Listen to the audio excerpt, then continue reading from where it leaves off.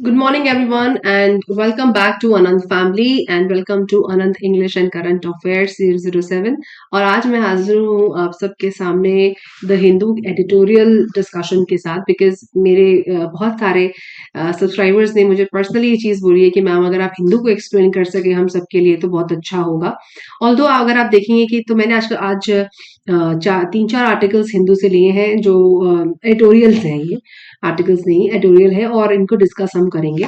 But मैं आपसे request करूंगी इन सारे आर्टिकल्स को डिस्कशन अच्छा है, बिल्कुल we can do it. However word by word detail करने में बहुत टाइम जा सकता है, सो मैं की एरियाज को आपके साथ डिस्कस करूंगी जिससे आपको आइडिया हो जाए कि एक्चुअली इस आर्टिकल में क्या हो रहा है और आपके लिए एक बैकग्राउंड तैयार हो सके। And specially for those candidates और aspirants those are preparing for civil services, ये आर्टिकल्स का बहुत इंपॉर्टेंस है because I also have prepared for it, so I know the essence and the requirement of it. So हम आज मैं शुरू करती हूँ और if you really like my effort so please give me a thumbs up, like this, watch this video by the end. अगर आपको कोई कमेंट हो फीडबैक है I will be very happy to accept it and I welcome it always. So let's start with it. तो सबसे पहले हम ये देखते हैं कि आर्टिकल में क्या बात हो रही है यहाँ पर। और let me change the colour of my pen first. Okay, so यहाँ पे आप देखेंगे constitutional silence and unconstitutional inaction. यहाँ पे जो इस आर्टिकल का जो मेन कॉन्सेंट्रेशन है वो आर्टिकल 200 को लेकर है कॉन्स्टिट्यूशन के। ओके, यहाँ पे 200 को लेकर है। What is going on? Okay. Now article what is article 200 over here, जिसमें गवर्नर के राइट्स को और गवर्नर के अधिकारों की बात होती है। तो उसमें लिखा हुआ है कि when the constitution was adopted by the constituent assembly the founders left deliberate gaps in it to enable a future parliament to modify and amend the constitution that was in accordance with the aspirants and will of the people। मतलब वो कह रहे हैं कि जब constituent assembly ने constitution को बनाया था तब उसमें कुछ गैप छोड़ दिए थे भविष्य के लिए। राइट, दिस ऑस्टेंसिबली मतलब अपेरेंटली जो दिख रहा है, ostensibly gave birth to a constitution with glaring misses, मतलब इससे काफी सारी दिक्कतों का भी जनरेशन हुआ और ओरिजिनेशन हुआ। On the silences in the constitution in the article 200 को लेके जो साइलेंस है आर्टिकल में, which do not prescribe a timeline for the governor to provide assent to bills sent by the legislative assembly. उसमें कोई timeline नहीं दी हुई है कि कब तक एक गवर्नर किसी आर्टिकल को लेकर के बैठ सकता है, कब तक उसको वापस साइन करके भेज सकता है। Now, this has been used to advantages by the governor of various opposition ruled states to obfuscate the mandate of democratically elected governments. The example range from the Tamil Nadu prohibition of online gambling and regulation of online games bill etc. जो भी चल रहा है, जिसपे अभी discussion हो रहा है, बहुत सारी चीजें हो रही थी, वो पास हो गया तमिलनाडु असेंबली के द्वारा। और to the Kerala Lok Ayukta amendment bill 2022 pass by Kerala assembly. ठीक है, in Tamil Nadu alone almost 20 bills are awaiting assent by the governor. इससे होता क्या है, जब बहुत देर तक किसी भी बिल के ऊपर गवर्नर बैठता है और रिप्लाई नहीं करता है तो वो कुछ समय बाद वो जो बिल है वो लैप्स हो जाता है। ये होना लाजमी भी है, कोई कब तक किसी बिल पर बैठ सकता है एज पर government rule. The situation is no different in Telangana and West Bengal as well as can the governor just sit on bills endlessly? ये सवाल पूछ रहे हैं और जो ये राइटर है ये एडवोकेट है सुप्रीम कोर्ट के, उन्होंने ये आर्टिकल को लिखा है, इस एडिटोरियल को लिखा है। ना फटाफट समझते हैं कि एक्चुअली कॉन्स्टिट्यूशन स्कीम क्या है। When the draft of Article 200 was discussed in the Constituent Assembly, Professor Shibban Lal Saxena rightly highlighted how there is no time limit prescribed by the government for the governor to act। कोई भी timeline prescribe नहीं है। इन पुरुषोत्तम ये case का reference ले रहे हैं। Constitution bench of supreme court clarified that the constitution does not impose any limit within which the governor should provide assent to bills। ठीक है, interestingly the question as to whether the governor can sit on the bills indefinitely did not arise before the court। The court too had no occasion to provide an authoritative ruling on it। ठीक है, क्योंकि constitution इस मामले में शांत है तो उसमें कोर्ट भी क्या कह सकता है, उस केस में उसका स्कोप कितना है कहने का। However, the court has maintained that the governor must honor the will of a legislature and that the president or a governor can act only in harmony with the council of minister. Obviously उनके council of minister से harmonise करके ही वो decision ले सकते हैं। और अगर आप देखेंगे कि गवर्नर की जो पावर है, प्रेसिडेंट की जो पावर है, वो उसकी काउंसिल से कनेक्टेड है। जब तक उसकी काउंसिल उस चीज में एक्सेप्टेंस नहीं देगी तो उसके बाद उनका काम रह के जाता है रबर स्टैम्प का। तो जब उनको काउंसिल या उनका जो कैबिनेट है, कैबिनेट होता है सेंटर में और काउंसिल होता है स्टेट में, जब तक कैबिनेट उसको अप्रूव नहीं करेगा तो प्रेसिडेंट भी उस केस में या काउंसिल या फिर गवर्नर उस केस में कब तक उस बिल पे बैठा रह सकता है। इसका मतलब हमारी काउंसिल को भी एक्टिवली हार्मोनाइज करके उनके साथ काम करना चाहिए। when a governor a central government appointee withholds assent to a law validly passed by the legislature, he is undoing the will of legislature through। ठीक है, अब इसमें फटाफट आगे की बात समझते हैं कि जो राइटर कहना चाह रहा है। जैसे कि इसमें एक रेफरेंस दिया हुआ है इन्होंने कि the president has not yet acted on the national eligibility. एक और बिल का रेफरेंस दे रहे हैं कि नीट का जो बिल है, bill pass by the Tamil Nadu assembly, the president has not yet acted on the NEET bill pass by the Tamil Nadu assembly after it was referred to the president in May 2022। जिस bill को Tamil Nadu president वहां की state में या वहां के जो assembly में पास कर दिया गया था, लेकिन वहां के गवर्नर ने उस पर जब एक्ट नहीं किया तो 2022 मई में उसको प्रेसिडेंट को भेजा गया। Therefore there is no timeline prescribe for even the president under the article 201 of the constitution. मतलब जैसे मैंने बोला ना कि गवर्नर की जो सिचुएशन है वही सेम सिचुएशन प्रेसिडेंट की भी है। राइटर ये कहना चाह रहा है, even as there is no timeline for the president to grant assent, there is a timeline of 6 months applicable to the state assembly to reconsider the bill if the president decides to refer it back to the house। ठीक है, अगर वो house को वापस भेज देता है reconsider करने के लिए तो 6 महीने का टाइमलाइन है, पर उसके अलावा कोई स्पेसिफिक ड्यूरेशन ये स्टेट्स के लिए तो है, पर प्रेसिडेंट के लिए ऐसा कोई रूल नहीं है जो वो कहना चाह रहे हैं। ना कॉल फॉर रिफॉर्म्स, इसी बात से रिफॉर्म्स का रास्ता निकलता है। In a consultation paper the institution of governor under the constitution, the justice BP Jeevan Reddy led committee states that if the governor withholds assent to a bill indefinitely, such a course will not be conducive with the decorous regard a governor is expected to the rules of the constitutional game।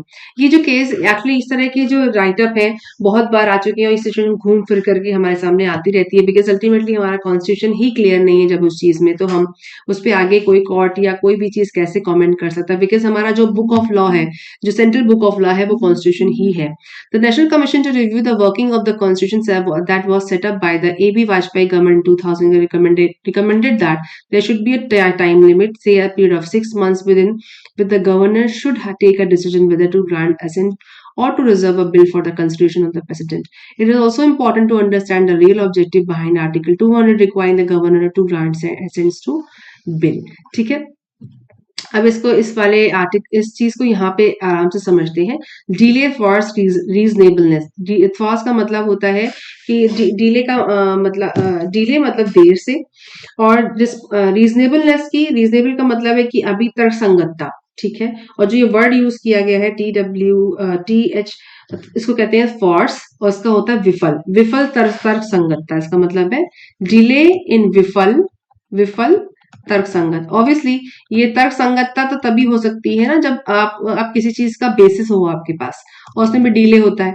In the रियम of administrative law unreasonable delay in granting administrative sanction would be violative of the rule of law, therefore it implies the governor will have to grant assent or decline the same within a reasonable time। Reasonable time is what is necessary under the circumstances to do conveniently what the contract or duty requires should be done in a particular case। उसके बाद उन्होंने यहाँ पे case को refer करते हुए बोल रहे हैं कि anti defection law, the supreme court held that the speaker must act on a disqualification petition against defecting MLAs within reasonable time. Reasonable time का रेफरेंस ले रहे हैं। The concept that the queen reigns but the minister rule is the bedrock of the Westminster system। The governor duty is only to ensure that an elected government is working within the parameters of the constitution। It does not mean that the governor can sit on the bills indefinitely merely because there is no time limit prescribed for the governor to decide on the bills। अच्छा, अगर आप ये देखें कि हम लोग यहाँ governor की तो बात कर रहे हैं, पर हमको ये समझना चाहिए कि गवर्नर का जो बेसिस है वो उसके कैबिनेट और काउंसिल से होकर के आता है। उसका जो थंब, जो रबर स्टैम्प हम बोलते हैं प्रेसिडेंट को, हमारे देश में बोला जाता है कि प्रेसिडेंट रूल क्या है, जिससे रबर स्टैम्प। सो उस रबर स्टैम्प को समझने के लिए आपको ये समझना चाहिए कि जब तक कैबिनेट और काउंसिल अप्रूव नहीं करेगा, गवर्नर कैसे उस चीज को आगे एग्जीक्यूट कर सकता है। और अगर आप देखें कि हमारे देश में नियम बनाने का अधिकार भी पार्लियामेंट को है, तो पार्लियामेंट में भी मेजोरिटी जो सरकार होती है वही कैबिनेट में अपने मंत्री लेके जाती है, वही सरकार बनाती है, राइट। जब जब वो जो कैबिनेट के हाथ में ही सारी पावर है, वही नियम बना सकती है, वही अमेंडमेंट को भी कर सकती है, जिसकी यहाँ बात हो रही है। सो गवर्नर का जो रोल है वो अपने चीफ मिनिस्टर को लेके चलना है, राइट। तो जब तक उसकी सरकार उसमें कोई चेंज नहीं करेगी, तब तक गवर्नर का रोल कितना है ये हम सबको भी समझना चाहिए, हमारे कॉन्स्टिट्यूशन में क्लियरली लिखा हुआ है, राइट। सो आगे आर्टिकल में बढ़ते हैं। ये आर्टिकल, इसके लिए मैंने कल भी मैंने एक आर्टिकल पोस्ट किया था, जिसमें प्रधानमंत्री गरीब कल्याण योजना का डिसकंटिन्यूएशन की बात हुई थी। इसको समझते हैं कि centre's free food grain distribution in 2023 will provide relief to states. उन्होंने क्या किया है, the government has decided not to extend Pradhanmantri Garib कल्याण अन्न योजना PMGKY, इसको डिसकंटिन्यू किया गया है। A scheme that ran between April 2020 to December 2022 except for a short period in between, and इसको कुछ समय के लिए रोका गया था, फिर शुरू कर दिया गया था, and provided additional allocation of food grains, rice or wheat from the central pool of 5 kilograms a month free of cost to beneficiaries under the National Food Security Act। उन्होंने बोला कि इस स्कीम को डिसकंटिन्यू करेंगे, और जो free 5 kilogram ration card वालों को, और जो बीपीएल को मिल रहा है, जिसकी बात अभी इसमें लास्ट आर्टिकल में हुई थी, उसको वो एनएफएसए के अंदर देंगे, इस पॉलिसी के अंदर नहीं देंगे, इस योजना के अंदर नहीं देंगे। प्रधानमंत्री Garib Kalyan Yojana absorbed the shock of pandemic for the extreme poor and also brought in political dividends for ruling Bharatiya Janata Party in many states that election, that is something which is not required। अब समझते हैं इसके बाकी के part को। While discontinuing the scheme, the government has said that it will bear the expenses of food grains under NFSA for 2023। मैंने बोला ना, वहां ना लेके खर्चा, इसमें absorb करेंगे उस योजना को, and ensure free ration under the act for estimated 81.35 crore लोगों को फायदा मिलेगा, और राशन कार्ड होल्डर को 5 किलो गेहूं और चावल फ्री मिलेगा रात दिन प्रिस्क्राइब सब्सिडाइज रेट, ठीक है। वाइल इसमें कोई भी प्राइस नहीं देना पड़ेगा, टोटली फ्री होगा राशन कार्ड वालों को, वाइल अंत्योदय वालों को कार्ड होल्डर्स को 35 किलो मिलेगा for free food grain. As the estimated number of 81.35 crore beneficiary still based on census 2001 numbers in public distribution system entitlement have been limited to ration card holders and quotas framed by the union government। वो कह रहे हैं कि 2011 के census के हिसाब से इतने लोगों को राशन कार्ड, जो इस सेंसस कहता है उसके हिसाब से इतने लोगों को ये फायदा मिलेगा, और ration card holders and quota framed by the union government। Some states have gone on to expand benefits to other through the NFSA and other schemes। states ने कहा है कि आप इनको, अच्छा सबसे बड़ा फायदा इसमें किसको मिलेगा, स्टेट्स को, क्योंकि सेंट्रल स्कीम में सारा खर्चा सेंट्रल लेने वाली, स्टेट कोई खर्चा नहीं लेगा, सबसे बड़ा फायदा उनको यही है। और सरकार के ऊपर 2 लाख करोड़ का इफेक्ट आएगा, इसके बर्डन आएगा सरकार के ऊपर।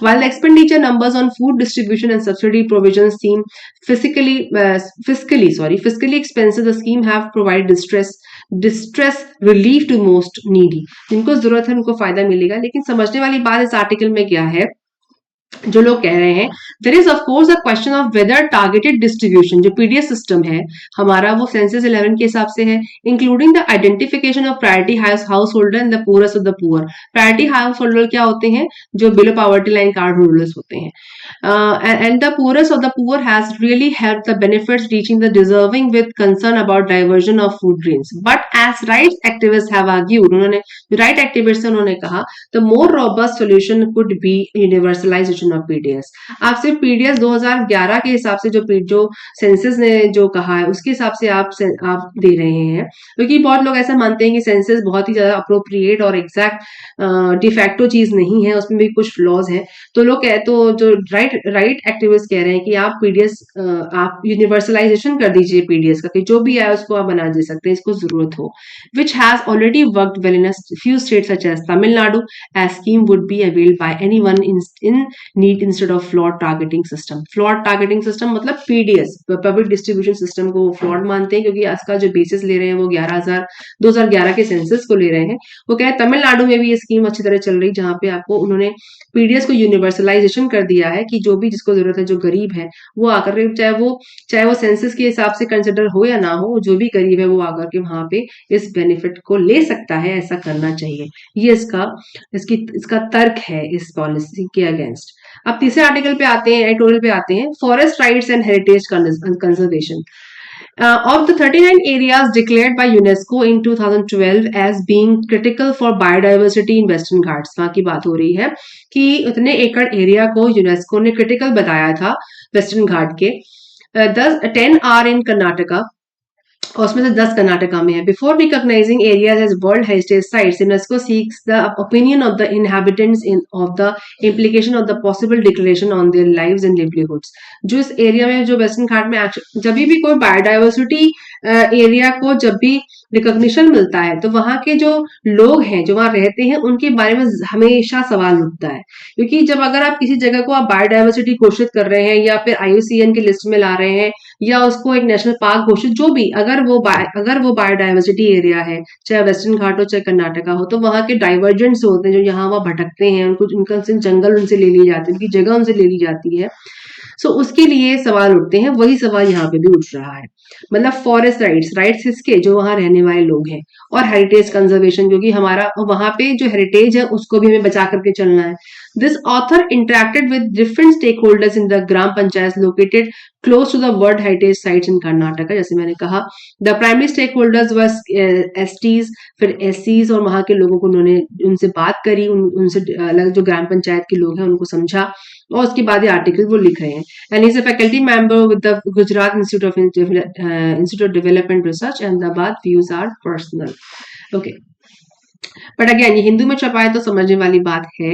सो अब फॉरेस्ट राइट समझ लेते हैं एक्चुअली क्या होते हैं। The majority of forest dwellers, मतलब रहने वाले, claim that land measuring not more than 1 acre, जो वो क्लेम करते हैं वो 1 एकड़ से ज्यादा की नहीं है। It is clear that the claims were nowhere close to the ceiling of 4 hectare permitted under the forest rights act. मतलब कि जो 4 हेक्टेयर की जो जमीन है, it is clear that claims were nowhere, कहीं एग्जिस्ट नहीं करते हैं। 4 हेक्टेयर की जो जमीन है, जो फॉरेस्ट राइट एक्ट की जो जमीन है, उसके आसपास भी स्टैंड नहीं करता है, क्योंकि जो वहां के रहने वाले हैं, claim land measuring not more than 1 acre, जिन्होंने 1 acre से ज्यादा की जमीन को क्लेम नहीं किया है, और फॉरेस्ट राइट्स कहते हैं 4 एकड़। The rejection rate of the other traditional forest dwellers was 2 times more than STs. In the case of STs, the reasons were attributed to fresh encroachment. मतलब जो वहाँ के रहने वाले SC STs हैं, जो उनका जो encroachment का मतलब होता है कि जो कवरेज, जो हथियाने वाला encroach कर लिया, हथिया लिया, जो fresh encroachment, जो उनसे हथियाए गए हैं, the claimant not living on that land's claim, जो claim कर रहे हैं वो वहां नहीं रहते हैं। Claim land being on Paisari bhumis, wasteland and forest land which have not been notified as protested forest are reserved for revenue lands. ऐसा होता है कि यूजुअली कुछ जो जमीन पे जो लोग रहने वाले हैं वो कहीं डाइवर्जन कर गए हैं, या जो वहां रहते हैं उसको साबित नहीं कर पाते हैं, उनके पास प्रूफ नहीं होता है। ऐसी बहुत सारी चीजें हैं जो पैसारी भूमि होती है, waste land and forest land which have not been notified as protected forest or reserve forest, और उसको भी वो क्लेम नहीं कर पाते, उसको पैसारी भूमि बोलते हैं, क्योंकि उनके पास प्रॉपर प्रूफ हो, क्योंकि वो गाँव के रहने वाले हैं, जंगल के रहने वाले हैं, उनको प्रॉपर डॉक्यूमेंटेशन नहीं है उनके पास, राइट, तो क्लेम नहीं कर पाते। And multiple application made in a single family, और कभी कभी ऐसा होता है कि बहुत सारे लोग अपनी एक ही परिवार में कई लोग उसको क्लेम करने चले जाते हैं। In the case of other traditional forest dwellers, it was mainly failure to produce evidence of dependency and dwelling on forest land for 75 years. मैंने से कहा कि लोग प्रूफ नहीं कर पाते हैं, वहां के जो रहने वाले हैं, कि ये हमारी जमीन है, हमें मिलना चाहिए। और the official said the FRA is good law which recognizes the rights of the STs because of their overall backwardness. However, most felt there should be a closure of this act, and that the process of cannot go on forever with new claims emerging on a regular basis. Presenting the declaration of the World Heritage Site in a positive light, they said the illegal free Tree felling and poaching have come down following the stringent implementation of rules in the protest area. Most forest dwellers acknowledge this fact. उन्होंने कहा कि जो world heritage की जो site है उसकी positive light में they said the illegal tree felling मतलब इलीगल पेड़ों को गिराना, पोच करना, उनको हथियाना या उनको पोचिंग हैव कम डाउन मतलब जो वहां के जो जानवर है उनको पोचिंग करना, उनको उनको मार गिराना या पेड़ गिराना, come down following the stringent implementation of rules in the protected areas. उनकी जो प्रोटेक्टेड एरियाज है उनके लिए बहुत ही ज्यादा सख्त नियम बनाने की जरूरत है of rulers in the protected areas. Most forest dwellers acknowledge this fact और जो वहां के रहने वाले हैं वो भी इस बात को एक्सेप्ट करते हैं। The people in the villages falling under eco sensitive zone said they have started experiencing severe restrictions on their entry into the forest. Development activities like road repair have been stopped. Farming is not allowed in a normal way. A slight sound is demurred. The use of fertilizers is banned, and even a small knife is not allowed to be carried into the forest. मतलब ये सब नियम है इतने सारे आप देखते हैं कि हम सब समझ सकते हैं कौन फॉलो करता है. The people are prohibited from cutting trees falling in their houses to undertake repair work or move the earth. The striking revelation was that these restrictions were in the enforcement from the time these areas were declared as protected areas and not necessarily after their declaration as World Heritage Sites.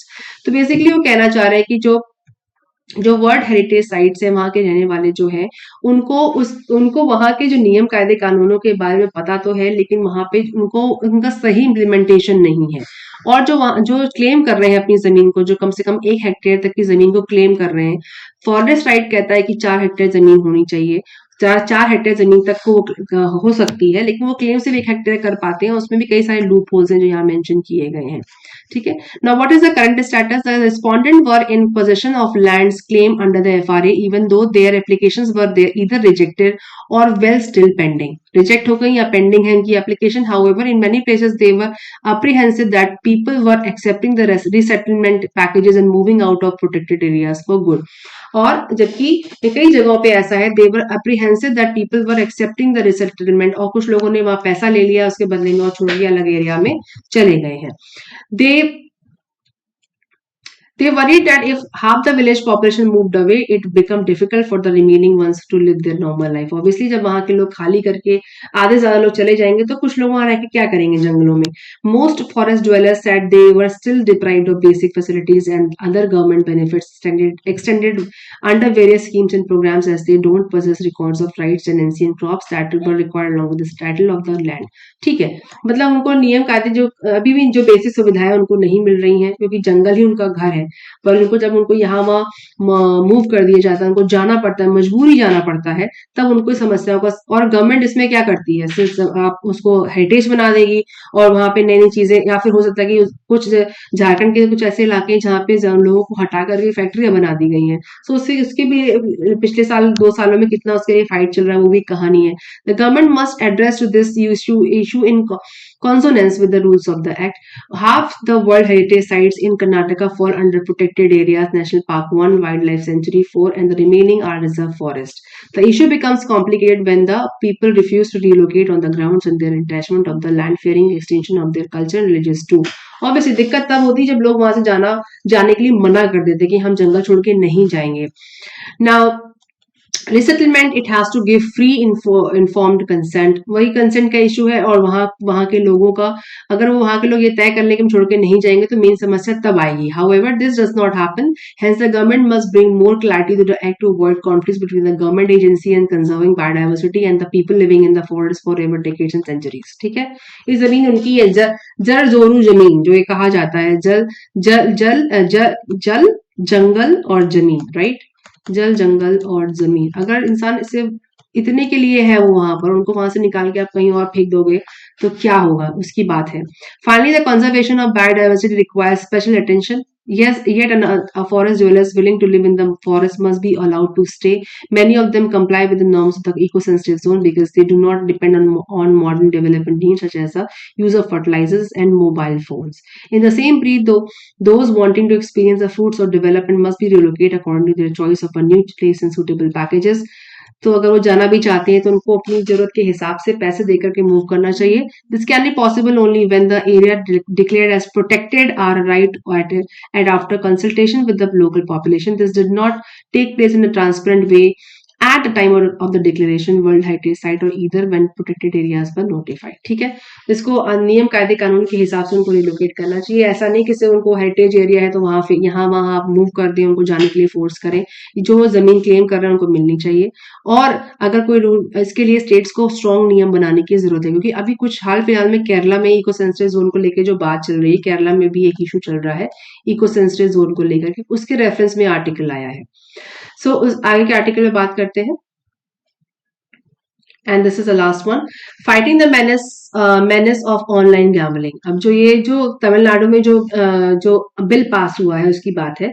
More can be done to prevent people from falling prey to misleading advertisement. Tamil Nadu Governor R.N. Ravi has chosen to remain silent on the fate of the Tamil Nadu prohibition of online gambling and regulation of online games bill, even 4 weeks after the ordinance of the same subject lapsed. जैसे कि पास नहीं हुआ है, इस जो assembly ने पास किया लेकिन गवर्नर ने उस पर कोई स्टेप नहीं लिया. अभी जो पिछला आर्टिकल हमने पढ़ा जिसमें वो कहते हैं कि आर्टिकल 200 साइलेंस है इस केस में, उसकी बात है कि वहां के जो गवर्नर है वो बिल के ऊपर बैठे हुए हैं और उसमें 4 हफ्ते हो चुके हैं, कोई आंसर नहीं आया है. There are several pieces of legislation waiting the governor's clearance but the bill in question is different from the rest. दूसरे बिलों से अलग है ये. An ordinance to prohibit online gambling and regulate online games in Tamil Nadu was promulgated on October 1 by Mr. Ravi. On October 19, the State Assembly adopted the bill and sent it to the governor for consent. Online gambling की जो bill है उसकी बात है. All parties in the state support the ban on all parties in the state support the ban on online gaming. The AIADMK interim general secretary Idappi K. Palaniswamy, who met the governor a month ago to give a memorandum against the state government, favored the legislation. His party, while in power, had also passed a law against the online games, but law was quashed by the Madras High Court as being excessive and disproportionate to the objects sought to be achieved. BJP State Unit President K. Annamalaitu was firm that online gaming should be banned. उन्होंने कहा, जो BJP president है उन्होंने भी कहा. तो इसमें उस लॉ को अभी सिर्फ जो हमारे गवर्नर ने इस पे कोई भी एक्सेप्टेंस नहीं दिया. इशू ये है article 162 of the constitution to prohibit online gaming. So DMK regime issue an executive order कि 162 आर्टिकल जो है कॉन्स्टिट्यूशन का वो प्रोहिबिट करता है ऑनलाइन गैम्बलिंग के लिए. Meanwhile deaths for bye suicide attributed to online gaming continue to take place in Tamil Nadu. ये क्यों हो रहा है कि तमिलनाडु में बहुत सारी डेथ ऑनलाइन गेमिंग की वजह से हुई है. एज पर an official estimate in the last 1.5 year 32 persons died. 32 लोग मर चुके हैं by suicide and there was 1 case of murder. The state government says the death can be attributed to online gaming and there are no deaths by suicide on account of offline gaming. Now, neither the governor nor his office has condemned publicity on the bill. Mr. Ravi met both law minister and S. Raghupati and representative of e-gaming federation and heard their views in the first week of December. According to the industry, he did not give any assurance or commit to a follow-up meeting. The representative explained to him that the bill sought to ban rummy and poker, both of which are games of skill, and this was unconstitutional. उन्होंने कहा कि जो game होने चाहिए बंद, उनको ban होने चाहिए, वो रमी और पोकर है. बोथ ऑफ ये 4 गेम्स ऑफ स्किल के गेम है and this was unconstitutional. Mister Ravi told mister Raghupati that the bill was still under consideration that he would give his assent once his doubts were clear. अभी भी वो doubts में है इसलिए उन्होंने उसको एक्सेप्टेंस नहीं दिया है. Okay, so rummy and poker की बात हो गई. नाउ अकॉर्डिंग टू जो मेन पार्ट है इसका वो समझ लेते हैं. According to Section 21 of the Consumer Protection Act, the CCPA can impose a penalty of up to 10 lakh on manufacturers, advertisers, and endorsers for any misleading advertisement. So CCPA का full form यहाँ पर हमें दिया हुआ है.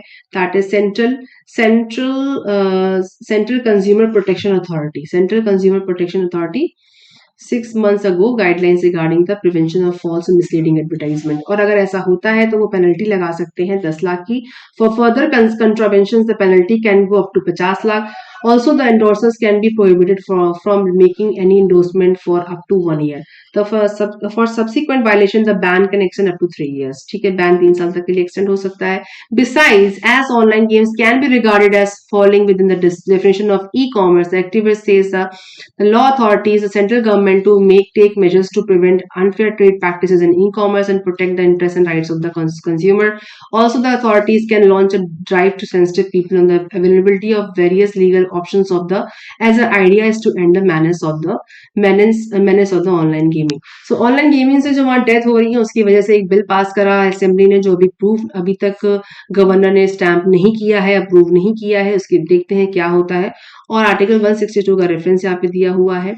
So you can jot down the important pointers of these articles. ये सारे article आपको हिंदू में मिल जाएंगे, उनकी वेबसाइट पे मिल जाएंगे. ये मैंने सिर्फ एजुकेशनल पर्पज से यहाँ पे डाउनलोड करके आपसे डिस्कस किए. अगर आपको ये आर्टिकल पसंद, ये वीडियो समझ में आया और मेरा एक्सप्लेनेशन सही लगा और आप चाहते हैं कि मैं ऐसे वीडियोस और बनाऊं, so please subscribe to my channel, give me a thumbs up और कमेंट जरूर करिए, लाइक जरूर करिए, सो दैट कि मैं ऐसे वीडियोस लेके आपके सामने प्रेजेंट होती रहूं. I will see you in the next video.